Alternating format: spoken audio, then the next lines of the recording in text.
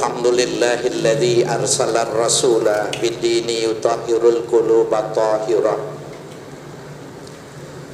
wallazi azharu sabilahu bi syari'ati wat tariqah.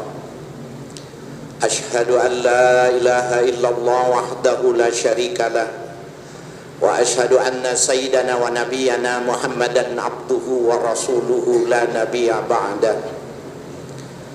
Allahumma salli wa sallim wa barik ala nabina Muhammadin syafi'il ummah wa ala alihi wa sahbihi du'ati bil qur'ani wa sunnah.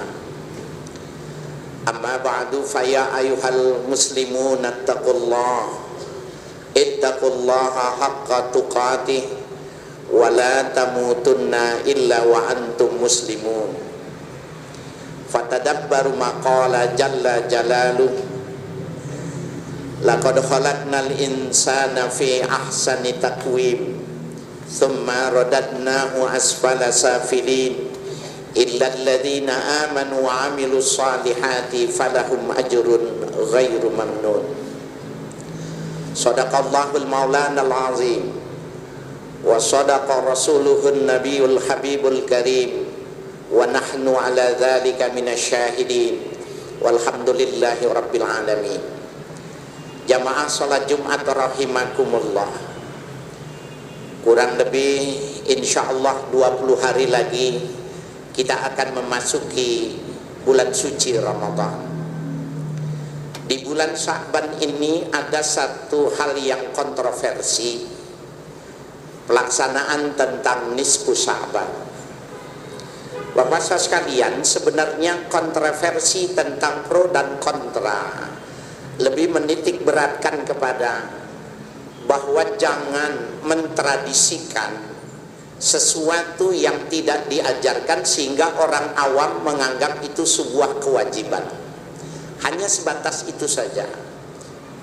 Hadirin sekalian yang berbahagia, sejarah mencatat bahwa di bulan Sya'ban ini tanggal 11 malam 12 istri Rasulullah kehilangan suaminya. Rasulullah diraba tidak ada di sampingnya. Maka terbangun Sayyidah Aisyah, timbul cemburu. Jangan-jangan pindah ke rumah istri yang lain. Ternyata tidak ada satupun di rumah istri-istri beliau. Dicari ke rumah putri beliau, Sayyidah Fatimah, tidak ada. Akhirnya semua orang terbangun mencari, dan ternyata tanggal 11 malam 12 Rasulullah sedang bersujud, wa dumu'u ala lihyatih, air matanya sampai membasahi jenggotnya. Beliau di Baqi'ul Gharqad. Baqi'ul Gharqad sekarang itu jadi daerah pemakaman Baqi'. Dulu tanah kosong, disitulah Rasulullah tersungkur, sehingga putri beliau memeluknya. Ada apa gerangan wahai ayahanda? Apakah wahyu turun? Tidak. Apakah kita akan berperang? Akan terusir? Semua pertanyaan tidak. Tapi kenapa engkau menangis? Aku ingin umatku semuanya masuk surga dan ditolak oleh Allah Subhanahu wa ta'ala, kecuali sepertiga yang bisa masuk surga. Hadirin sekalian yang berbahagia, itulah tanggal 11 malam 12. Keesokan harinya tidak ada lagi, tapi keluarga sudah tahu kemana mencari beliau. Dan ketika dipeluknya, beliau mengatakan, 2/3 umatku sudah diterima oleh Allah. Malam ke-15, tanggal 14 malam ke-6, 14 malam 15 yang kita sebut dengan malam nisfu Sya'ban, maka Allah memberikan jawaban. Seluruh umat Nabi Muhammad, kullu ummati dakhalal jannah illa man aba. Seluruh umatku akan masuk ke dalam surga kecuali orang yang tidak mau. Bapak sekalian, ini kabar gembira adanya di malam nisfu Sya'ban. Hadirin sekalian yang berbahagia, man ata'ani dakhalal jannah, orang yang taat kepadaku dialah yang masuk surga. Wa man asani faqad aba, orang yang tidak mengikuti syariatku dialah orang yang tidak mau. Jadi Bapak Saudara sekalian, kalau mau melakukan sebuah napak tilas tentang nisfu Sya'ban itu 3 malam.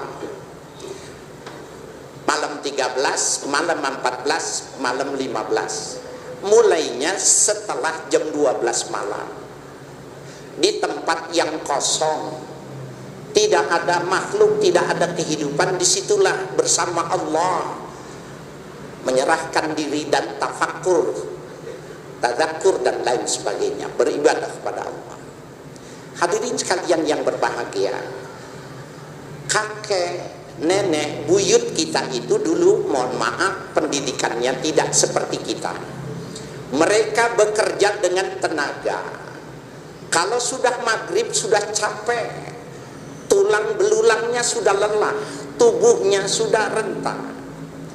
Maka ulama-ulama di Indonesia, ayo kalau tidak bisa malam, maghrib sampai isya jangan pulang. Karena mereka tidak bisa membaca dan tidak bisa menulis, diajarkan dengan lisannya baca surah Yasin.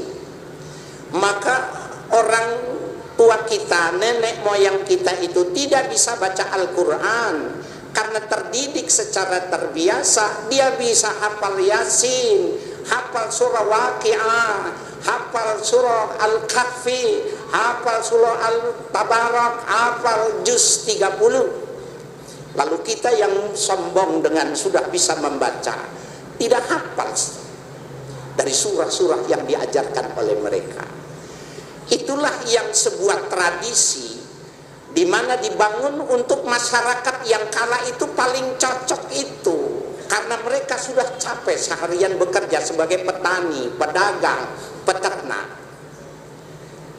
Ketika itu dikatakan bid'ah, ketika itu dikatakan sebagai sebuah model yang tidak diajarkan.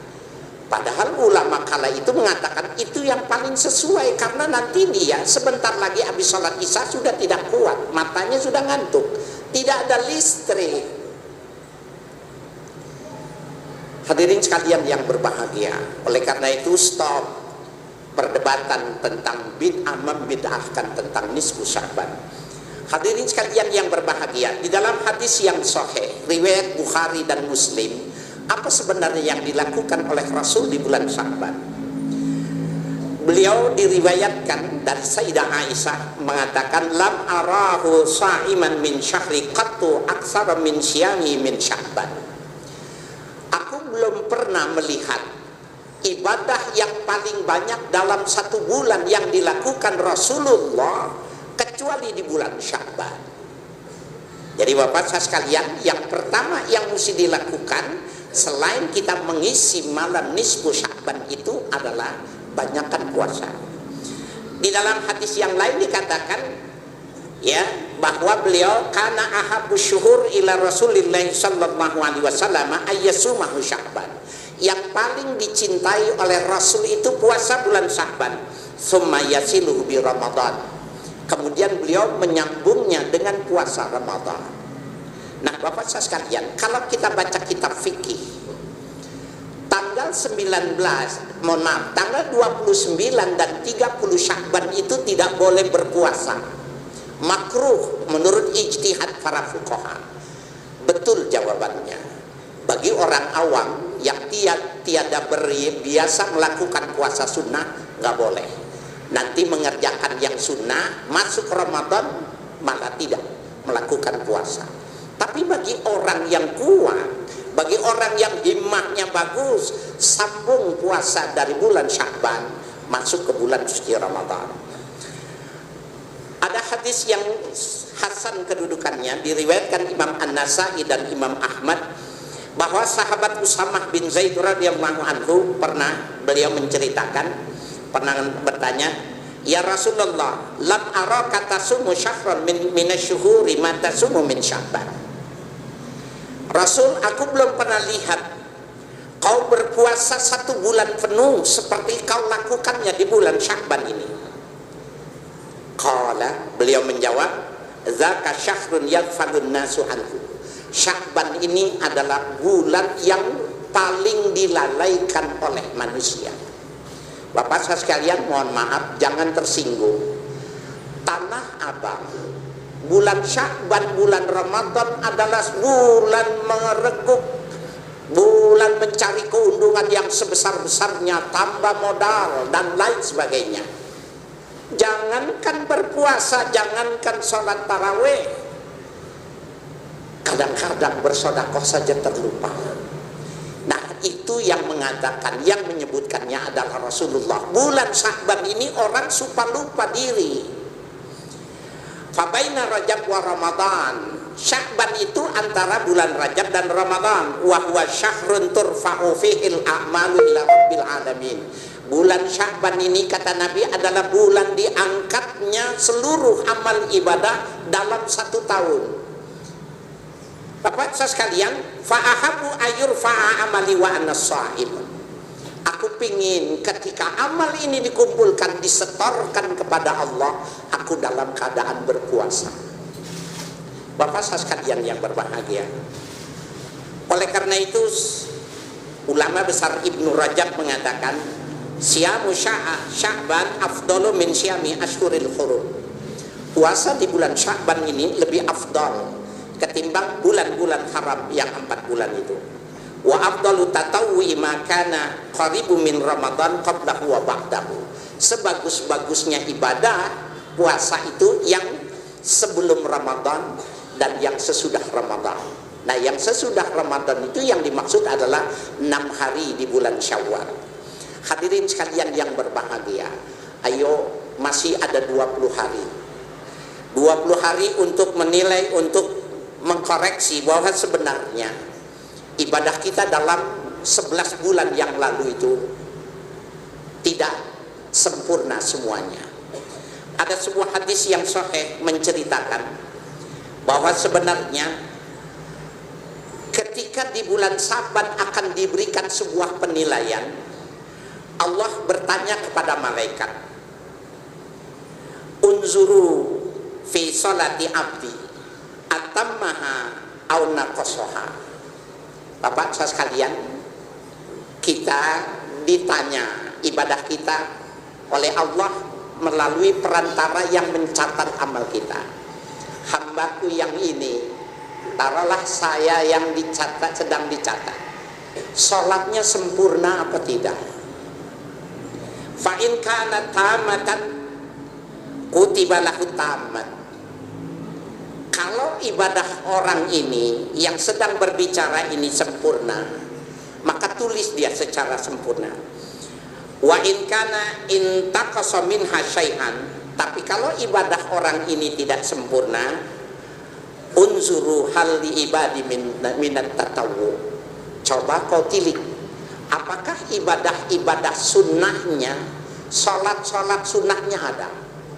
Apakah fa'in kanat lahu tatawwu, kalau dia memang ada ibadah sholat sunnahnya, atimmu li abdi faridatahu min tatawwu'i. Tambal,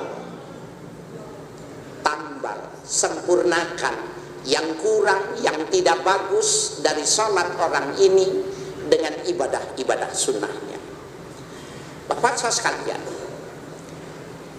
Ramadan dalam catatan kehidupan kita apakah sempurna ketika kita masih remaja hidup di Jakarta yang model seperti ini? Sya'ban, ingatkan sebuah catatan-catatan bahwa nanti Ramadan itu yang dulu-dulu itu bisa ditambal dengan ibadah-ibadah yang sunnah. Sholat ditambah, yang wajib ditambal dengan puasa, dengan sholat yang sunnah. Begitu juga puasa wajib bisa ditambal ketika tidak bagus, tidak sempurna dengan ibadah-ibadah puasa. Satu hal yang ingin kita teladani, bahwa Rasulullah pingin di bulan Sya'ban ketika amal ini dihadapkan, beliau tubuhnya dalam keadaan berpuasa. Barakallahu li wa lakum fil Qur'anil azim wa nafa'ani wa iyyakum bima fihi minal ayati wa dzikril hakim wa taqabbala minni wa minkum tilawatahu innahu was-sami'ul alim.